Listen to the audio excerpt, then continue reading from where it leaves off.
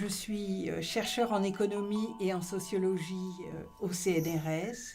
Mes travaux ont toujours porté sur le système de santé et ses différents acteurs, notamment les acteurs négligés, que sont les malades et leurs familles, et leur travail invisible qu'on peut repérer par exemple en cas d'hospitalisation à domicile.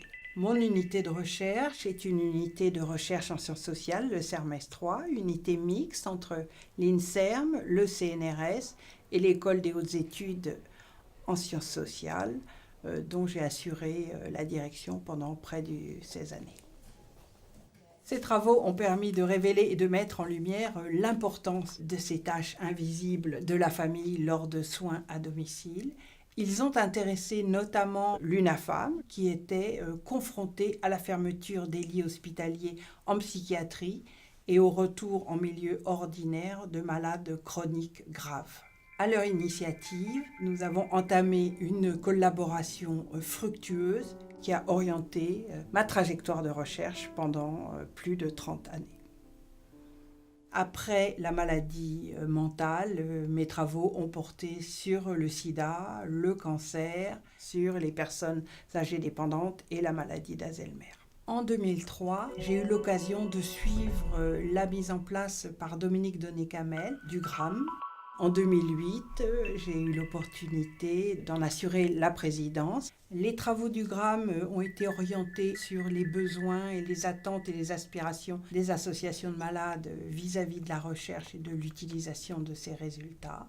À partir de 2008, on s'est intéressé à ce que pensaient les chercheurs du travail avec les associations de malades. Ça a été dans le cadre de l'enquête CareNet, l'occasion de rédiger un ouvrage intitulé « Association de malades, regard de chercheurs » qui permet de montrer que malgré certaines craintes exprimées, le travail de recherche en collaboration avec les associations de malades n'est pas un risque pour la qualité de la recherche scientifique, mais bien au contraire lui fait bénéficier d'un apport réciproque.